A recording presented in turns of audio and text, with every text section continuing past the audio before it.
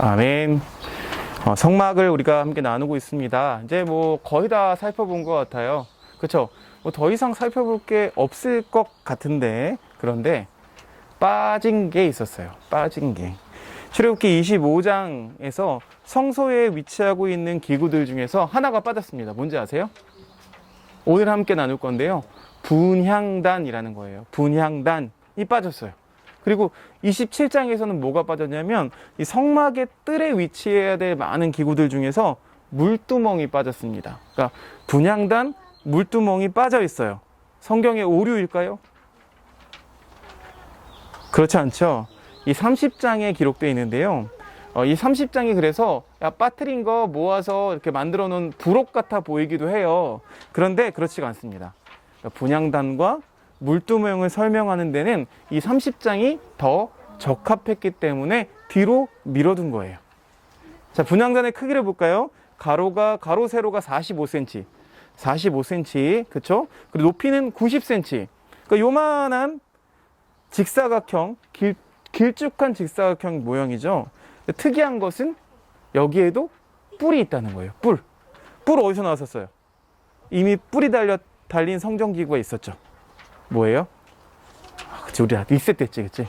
성막의 뜰에, 제단에 이 뿔이 있었어요. 그래서 그 뿔을 잡으면은 죄인도 살 수 있었죠. 함부로 죽일 수가 없었어요. 그쵸? 구원의 뿔 여러분 기억하실 거예요. 하나님의 권위의 상징이죠. 그 뿔이. 그래서 그 뿔을 잡으면 하나님의 권위가 함께 있기 때문에 함부로 하지 못하는 거예요. 그런데 이 분향단에도 역시 그 권위의 상징이었던 뿔이 존재하고 있었어요. 7절과 8절 말씀 보면은 아침 저녁으로 성막의 등불을 키고 껄 때에 한 차례씩 하루에 2번씩 향을 피우도록 이 제사장들에게 명령하셨습니다. 그러면서 8절에 보니까요, 이 향이 대대로 여호와 앞에 끊어지지 못하게 하라 라고 명령하십니다. 그러니까 향이 계속 지속될 수 있도록 그렇게 이야기하고 있죠. 그렇게 명하셨습니다. 그러니까 이 향이라는 게 매일 일정량 그 성전 안에, 성막 안에서 소비되고 있었다는 것을 우리가 알 수가 있어요.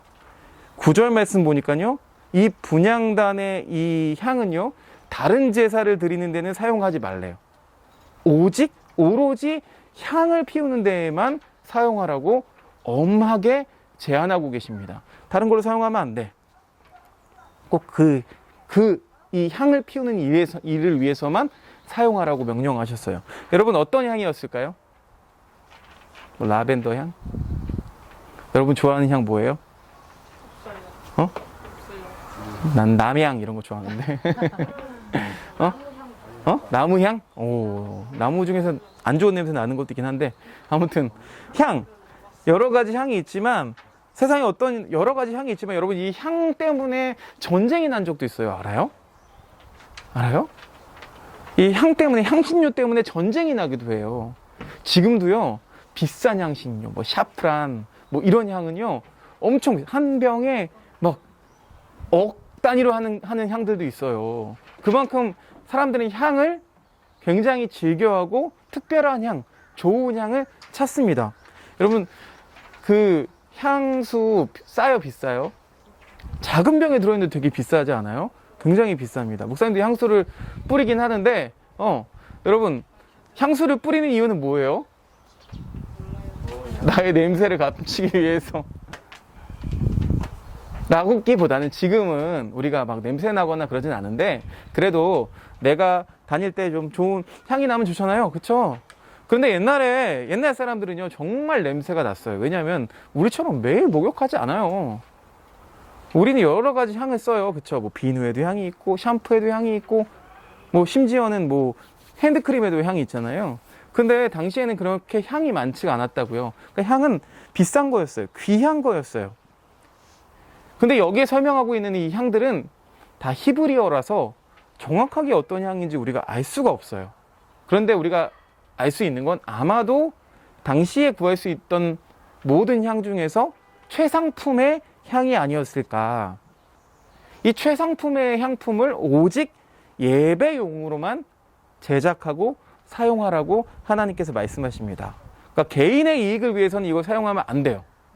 개인의 이익을 위해서 사용했다가는 결국에는 하나님의 거룩을 침해하는 것이 돼서 이 공동체에서 추방당하게 됩니다. 자, 그런데 이 분향단이 왜 필요할까요? 왜 필요할까요?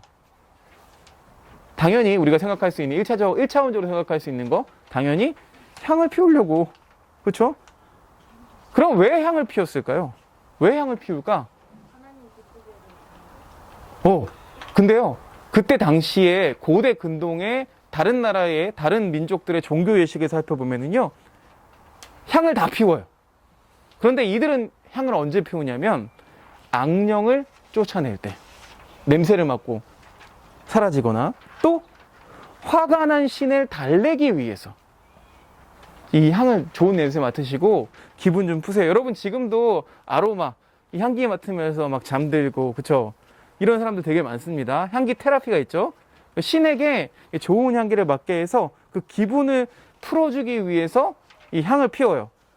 그런데 우리 하나님은 이 향기 때문에 마음을 푸시는 그런 감각적인 하나님이 아니십니다.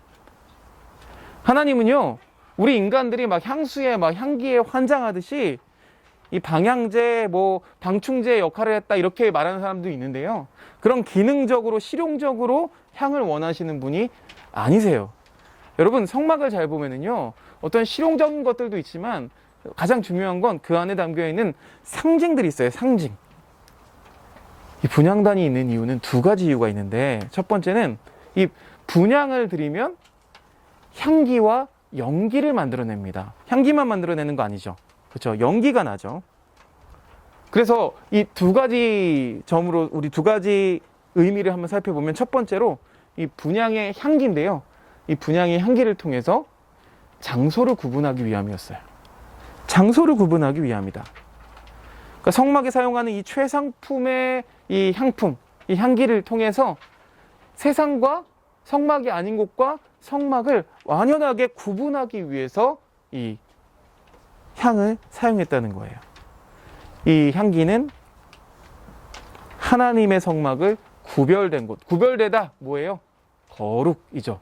거룩한 곳으로 구분하기 위해서 하나님께서 사용하셨고, 여러분 하나님은 감각적인 분이 아니세요. 아까도 말씀드렸지만. 그런데 우리 인간은 감각적이죠. 하나님은 인간들이 느낄 수 있도록 만들어주세요. 굉장히 지혜로워요. 그래서 하나님이 임재하시는 곳은 향기로운 곳이야 라고 우리가 학습을 하게 되죠. 감각적 교훈을 우리가 얻게 됩니다. 두 번째로 아까도 이야기했지만 이 분향이라는 것은 향기뿐만 아니라 연기도 만들어낸다고 했어요. 번제단에 피어오르는 연기, 번제를 올라라고 했잖아요. 올라, 그렇죠? 하나님께 올라가는 거죠. 그래서 여호와께 향기로운 냄새가 되었다라고 이렇게 연기를 표현했어요. 향기로운 연기, 향연이라고 이야기했는데, 향연이라는 점에서 이 분향단하고 번제단의 공통점이 그래서 있는 거죠.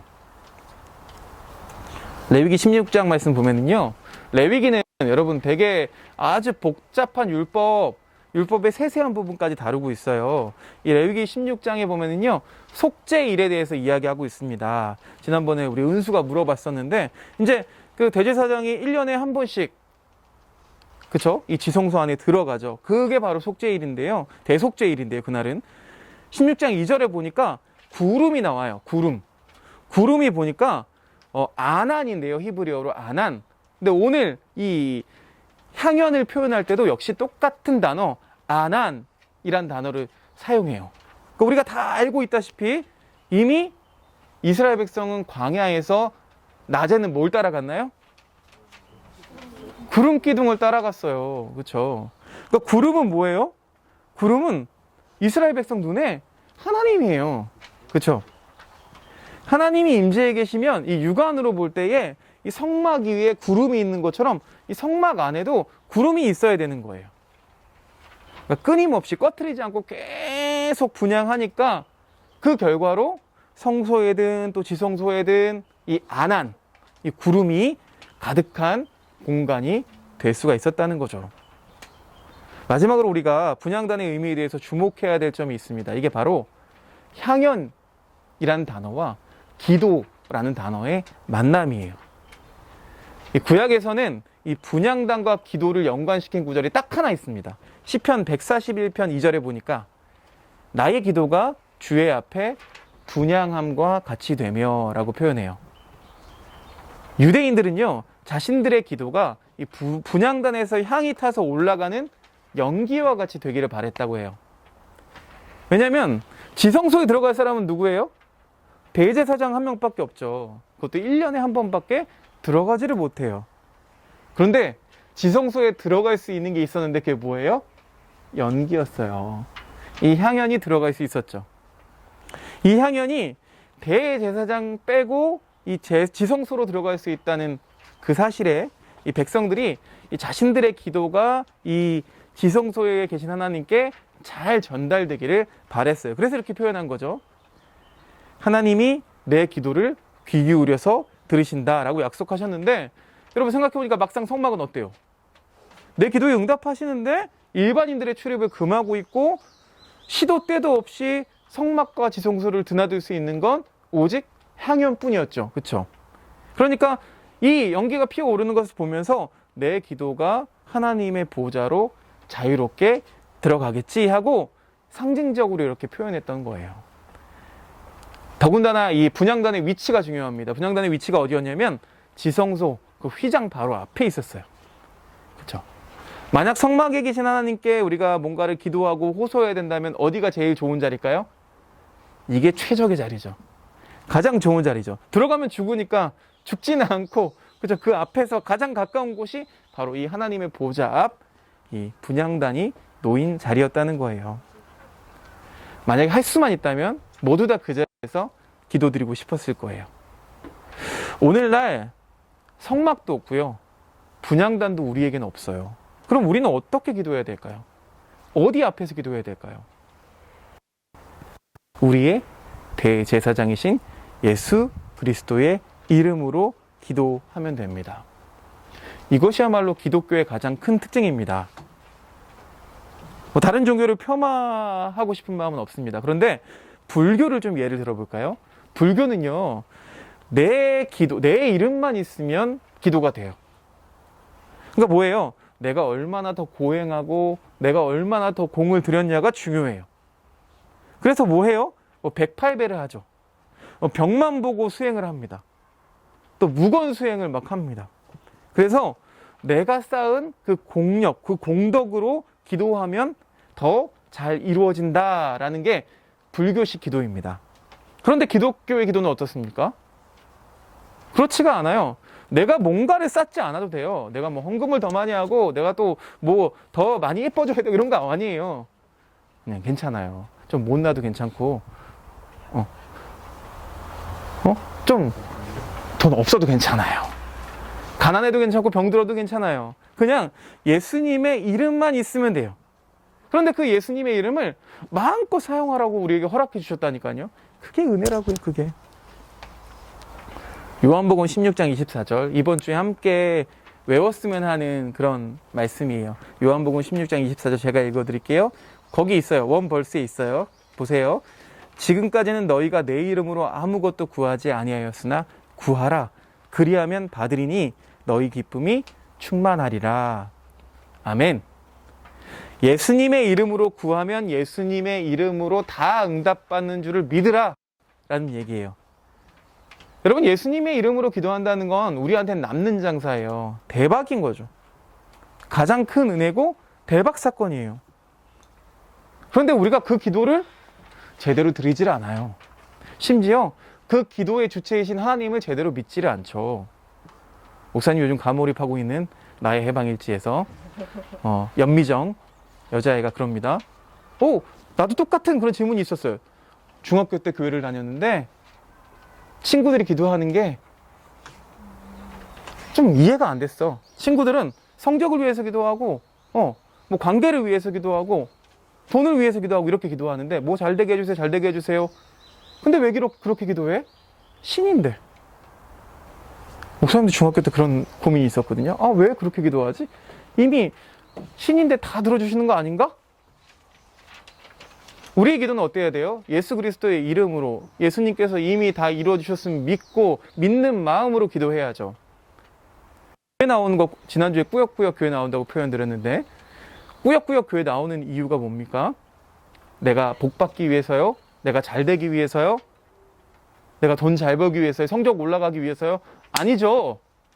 내가 이 예수 그리스도의 이름을 받았으니까 그 감사와 은혜의 표현인 거죠.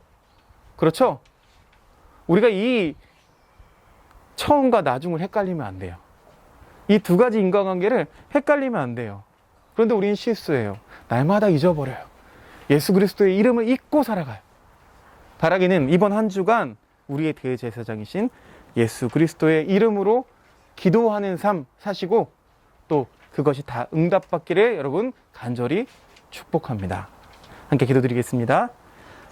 사랑해 주님 감사합니다. 오늘도 이 야외에서 하나님의 말씀을 들었습니다. 분향단 그저 스쳐 지나갈 수 있었지만 그 안에도 놀라운 하나님의 은혜가 담겨 있음을 기억합니다. 우리의 기도는, 우리의 말로는 하나님께 올라가지 못합니다. 하지만 연기가 하나님께 드나들듯이 예수 그리스도 이름을 통해서 우리가 기도하면 그 기도가 온전히 하나님께 올려지는 줄로 믿습니다. 믿는 마음으로 기도하게 하시고, 기도하는 삶을 살아가게 하시고, 예수 그리스도의 이름을 잃지 아니하는 그런 한 주간 보낼 수 있도록 주님 우리 가운데 함께 해 주시옵소서. 예수 그리스도의 이름으로 기도드렸사옵나이다. 아멘.